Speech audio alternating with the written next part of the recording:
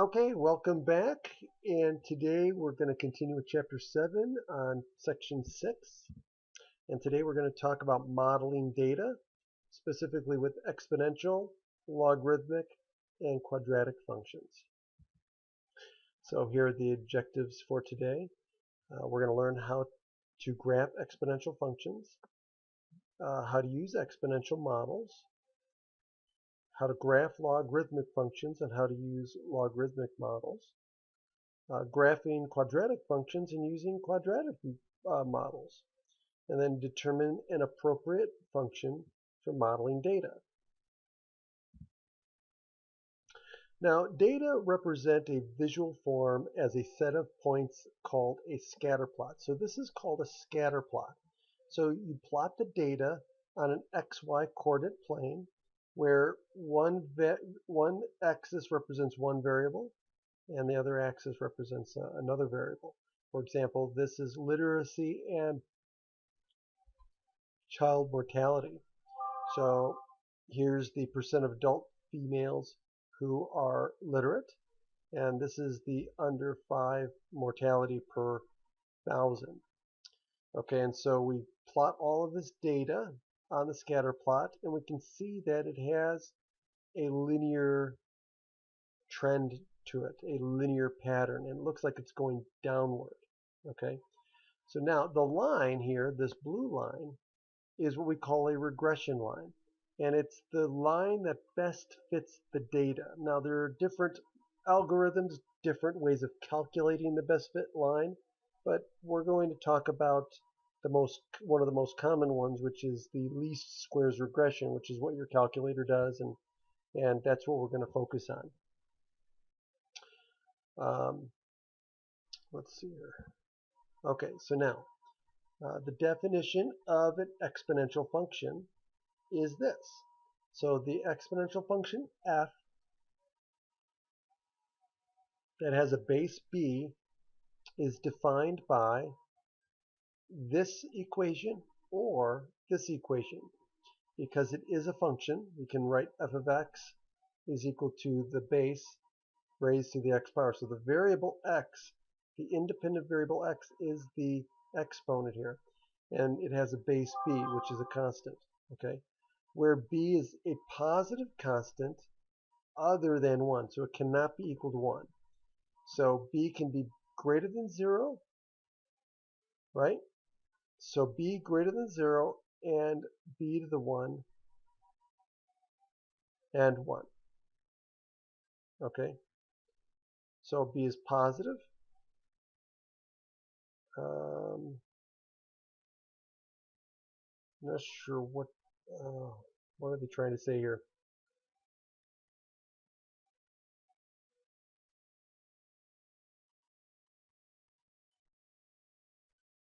Yeah, other than 1. So basically it can't be 1, and the reason why the base would be 1, it's no longer an exponential function. It's just a constant, right? Because if it's 1, then it's always going to be 1. So it becomes a constant function. So we don't want b to be 1. But b can be positive. There's also b to the 1, right? And then there's also b to the 0, which is 1. Okay? And x is any real number. So let's figure out the graph of this function 2 to the x. So what we're going to do is we're going to do our table, and we're going to just plug some values in for x and see what we get for y, or f of x. So here's -3, so we plug in -3 here. And so f of -3 is 2 to the -3, which is 1 over 2 to the third, right? Which is the same as 1/8. So then the ordered pair is going to be this. And then if we do -2, we get 1/4. So we get -2 and 1/4. -1 gives us 1/2. And then 0 gives us 1. So we get 0, 1. And then when we go positive, look at this. It's going to be the reciprocal of these. So we get 1, 2, 4, and 8. Right? So this 1, 1/2, 2, 1/4, 4, 1/8, 8. Okay? And this is what the graph of an exponential function looks like. Notice that it always goes through the point 0, 1. It's always going to go through the point 1 comma b, which is the base. And it's always going to go through the point -1 comma 1 over b. In this case, -1 over 1/2. So notice that it always goes through these 3 points. So 1 comma b, 0, 1, and -1 comma 1 over b.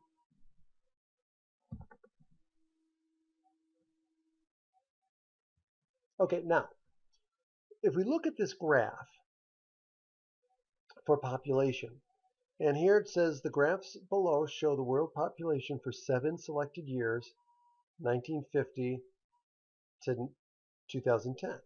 One is a bar graph and the other is a scatter plot. Okay, so if you look at this bar graph and you look at this scatter plot, okay, well, you notice it looks like, let's see here, population, okay, look at the scales. The scales are both the same, they're just different graphs. Okay, so notice that it looks linear from the graph. Now, but after entering the data into the calculator, the graphing calculator displays the linear model, y equals ax plus b, right? So here's linreg. So this is the function, and we're going to go over that in class as well, but this is under your stat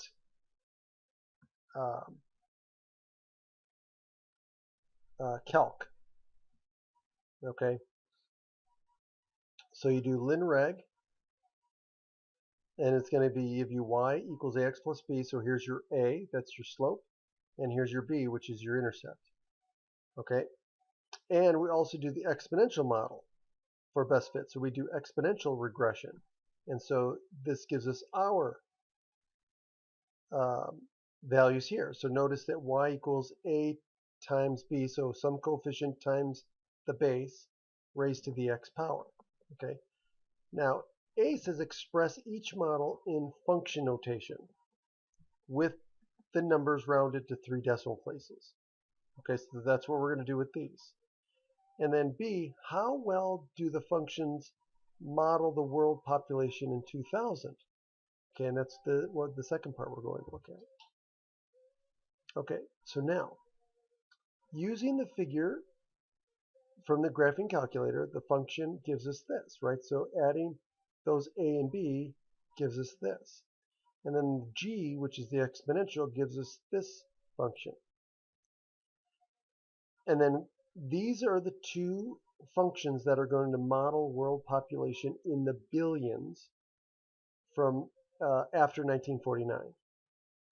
Okay, the linear function of f and the exponential function g. Now, what we're going to do is we're going to use each of these functions to estimate or predict what the world population would be in 2000, and then we're going to compare that with the actual population in 2000. Okay, so what we do is we plug in 51 into both of them, and here we get 6.1 billion with the linear one, and we get 6.1 billion as well. So we get the same value for both functions, whether we use the linear model or the exponential model. Now, since the world population was 6.1 billion, it seems that both functions model world population well for 2000. Okay, now, let's compare the model for the world population to a world population of 8 billion in the year 2026. Now, we're going to compare the models to a world population of 8 billion in the year 2026. So now we're going to extrapolate into the future. Now, we use 77, since x is 77 years, 2026 is 77 years after 1949. So if we plug in 77 for the linear function, we get 8 billion. Okay? If we plug in 77 for the exponential function, we get 9.4 billion. Now it seems that the linear function for f of x serves as a better model for a projected world population of 8 billion by 2026. But again, what is this 8 billion based on? That's the question I have. Okay, I mean, you can't just pull a number out of thin air, right?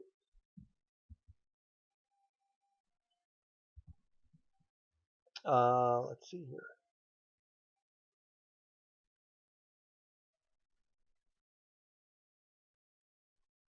Yeah, the only clarification is we know that world population is not growing linearly. Okay, overall. So that's one thing to keep in mind. This could lead to a false conclusion about the growth of world population. Now, what about the role of e, which is this natural number in applied exponential functions? An irrational number, symbolized by the letter e, appears as a base in many exponential functions. We call this the natural exponential. So this irrational number e, which is estimated at 2.71828, is an irrational number, which means the decimal points go, the pattern, or there is no pattern really. It just keeps going on and on and on. There is no end to e. Okay, this is called the natural base.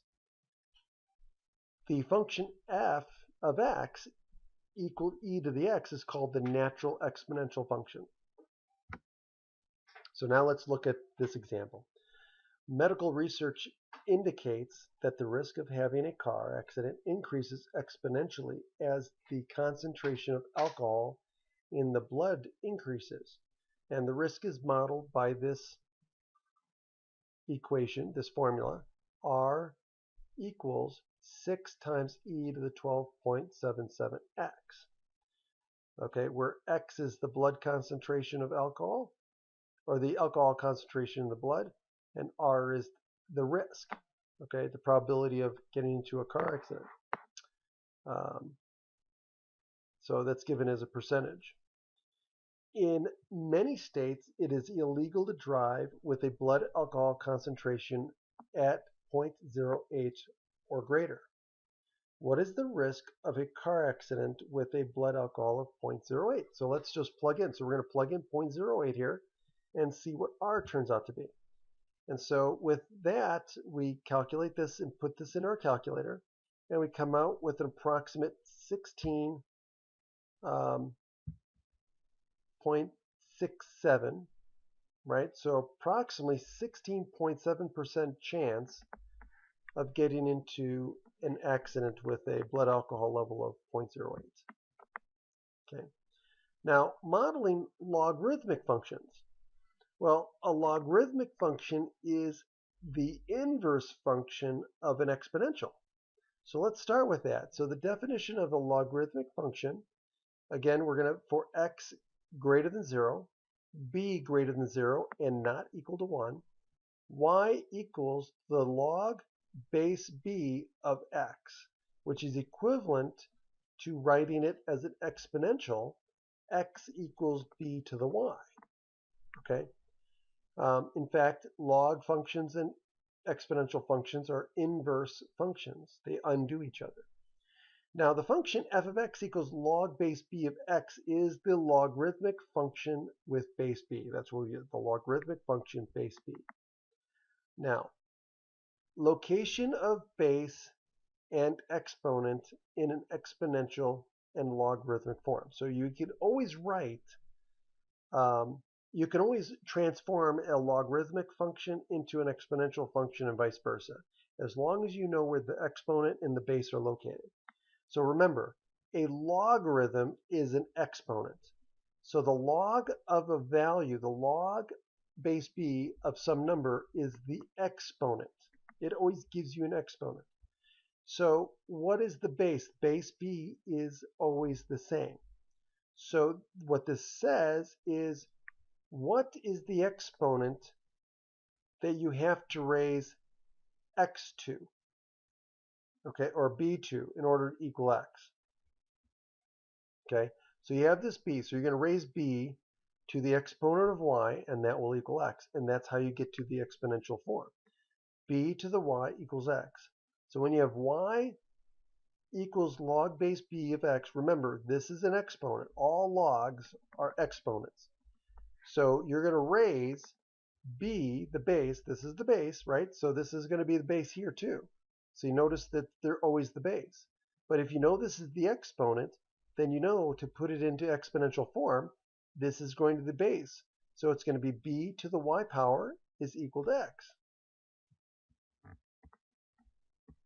And likewise, if I have this, then this is going to be the base, and I'm going to take the log of both sides. So I'm going to take the log of x, base b is equal to y. And I can do that too. Now, graphing a logarithmic function, we're going to do the exact same thing we did with exponential functions. We're going to set up a table. So what do? Well, x is here, right? So we're not going to be able to just plug in x here the way it is, because we don't know how to figure out the log base 2 here, okay? So we're going to rewrite this as in exponential form. So we're going to say 2 to the y equals x. And then what we're going to do is we're going to plug in values for y and see what values of x we get. So we're going to start with y, plug in all the values for y, because now it's in this form, and we're going to do the exact same thing we did before.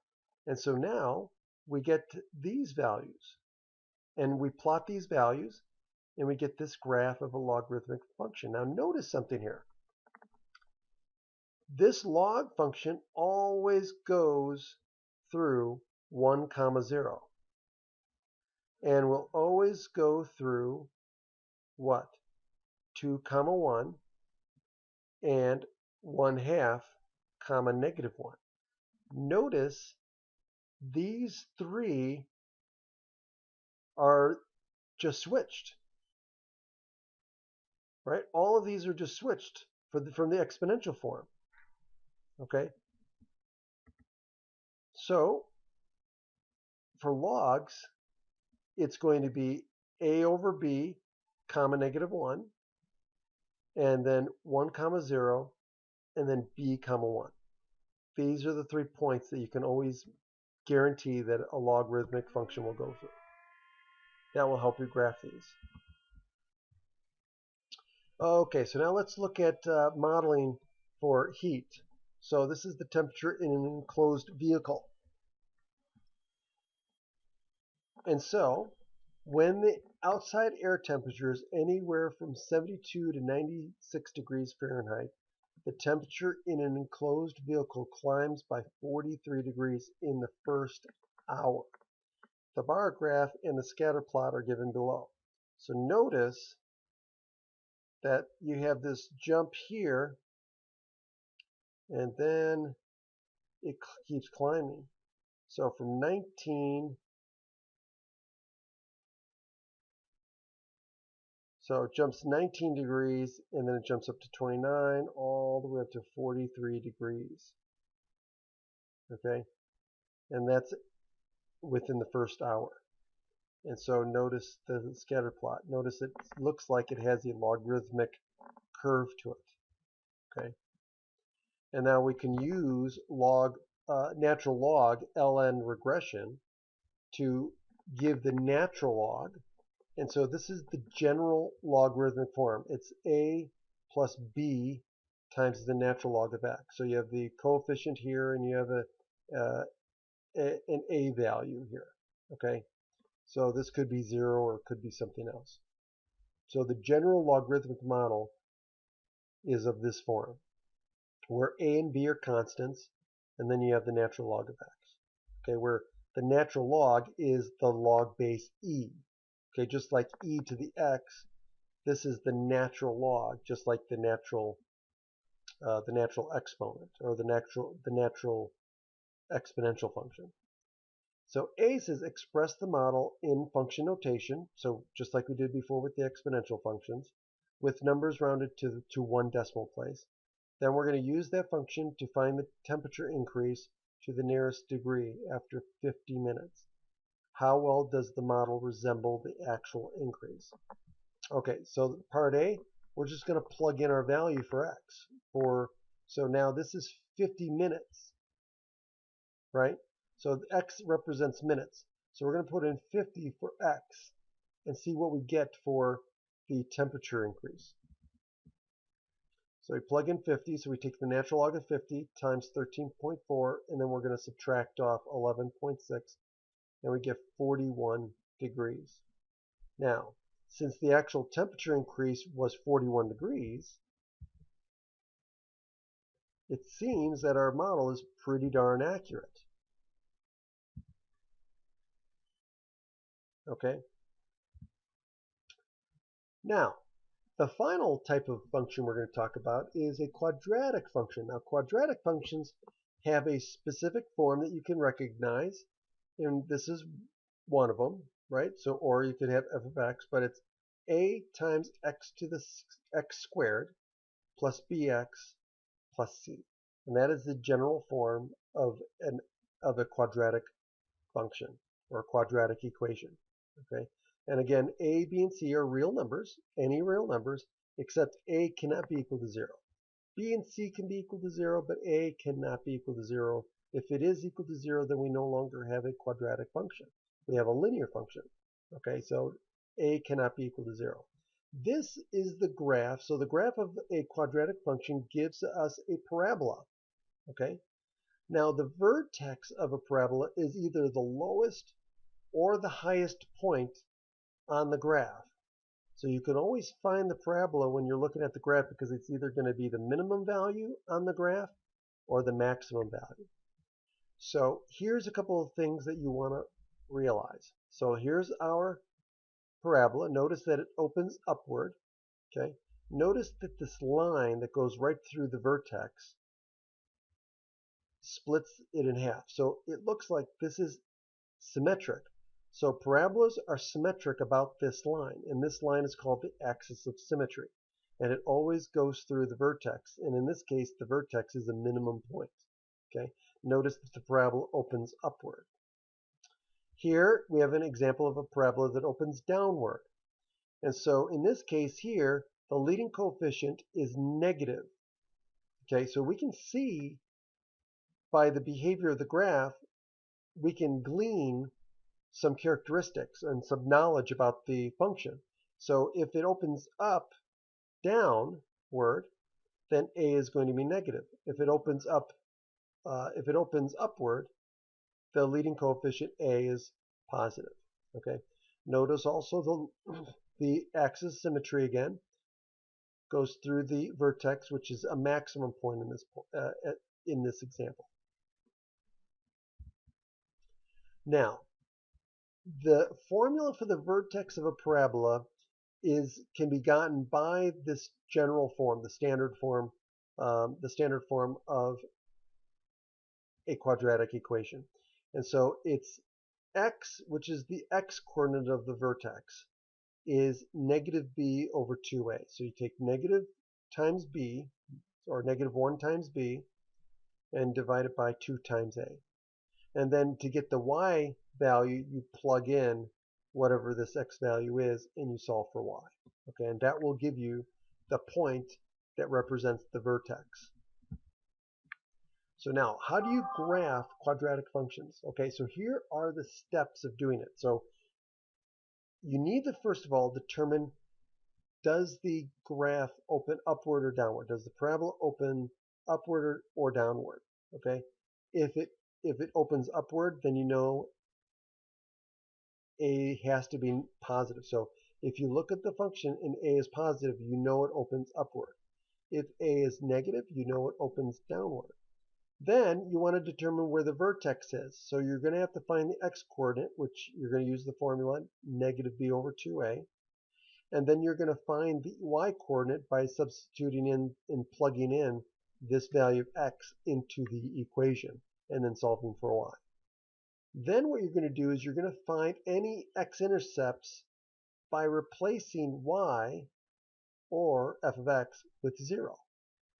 Okay, so you want to find the x-intercept. So what you need to do is you need to set the equation equal to 0 and then solve for the values of x that will make it 0.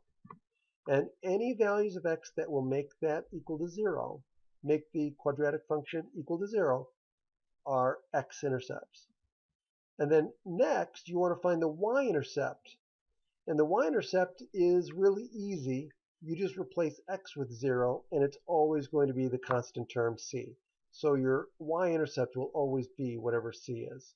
So if c is 0, you know it goes through the origin. Or it could be negative, or it could be positive. But notice that if you plug in 0 for x, these always go away, so you always end up with y equals c. And that's going to give you the y-intercept. And then what you do is you plot all these points. You plot the intercepts and the vertex, and that's it. You could just connect the points with a smooth curve, and you're done. So let's graph this quadratic equation. So notice A, what's A? A is positive, it's positive 1. B is negative 2, and C is negative 3. Notice that these are subtraction signs. In the general form, it's positive. Okay, so always remember that. So A is positive 1, B is not 2, it's negative 2, and C is negative 3. Okay, so now we know that the parabola opens upward because A is positive. So it opens upward, okay? And then the vertex is negative b over 2a. So negative b is what? It's going to be 2. And then 2 times a, which is 2 times 1, is 2.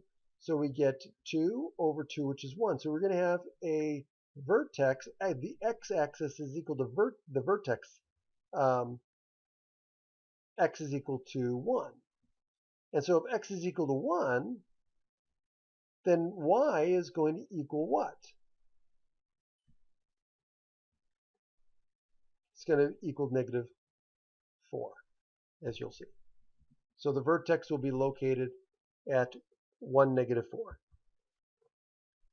Okay, so here's the x value, the x coordinate for the vertex, and then you plug in 1 into the original quadratic function, and you find that y is equal to negative 4, and you've got your vertex. And then 3, find the x-intercepts. We're going to replace y with 0, so we're going to set this equal to 0. And then, so we're going to have to factor this into 2 factors because then we want to use the zero product principle. And so we're going to factor this thing. Okay? And if you don't know how to factor, please ask about factoring because we'll cover that. Okay?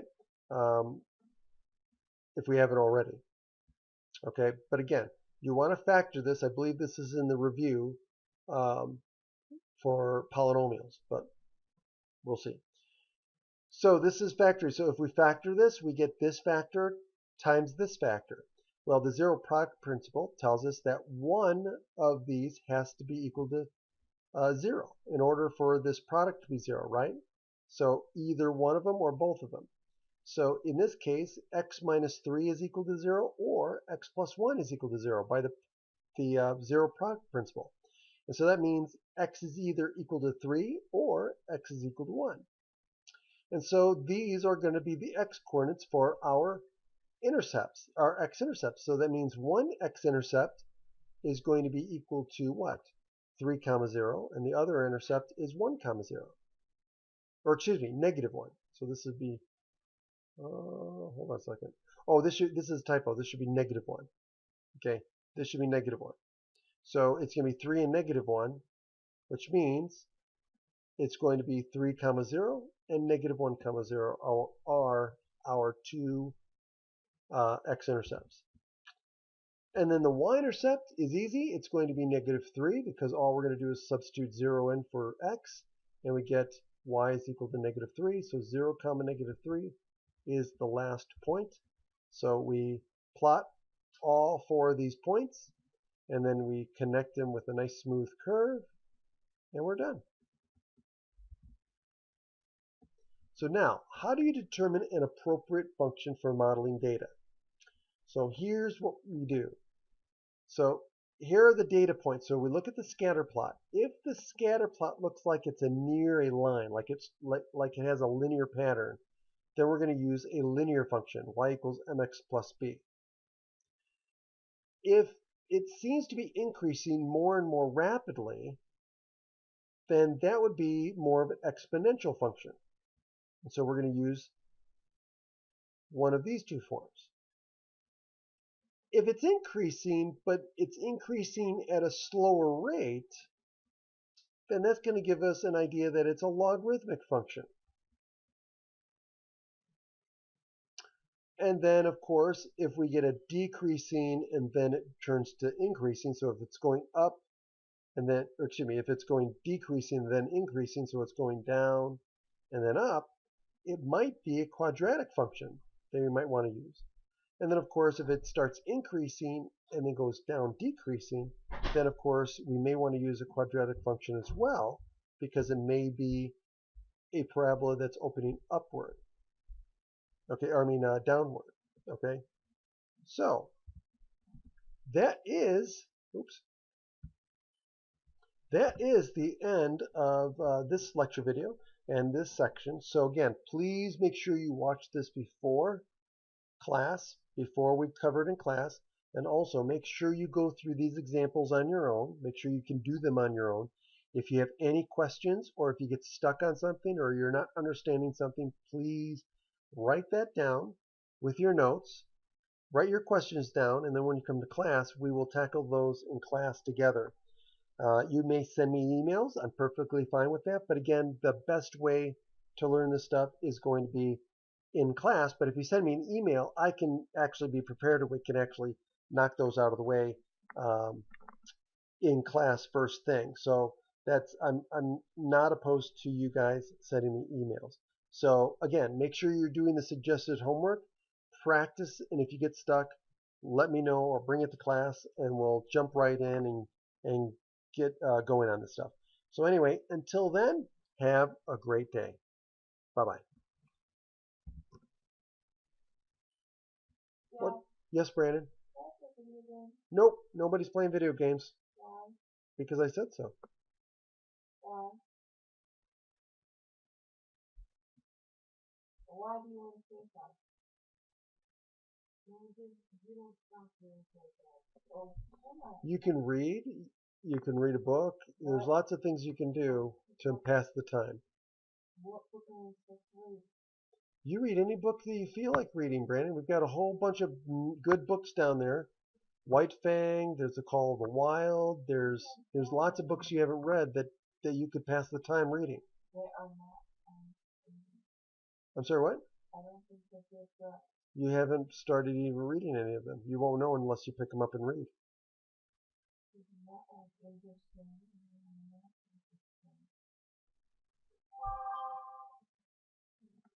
You can play board games with your brother and sister. You can play board games. You can play Uno. There's other things you can do in this house.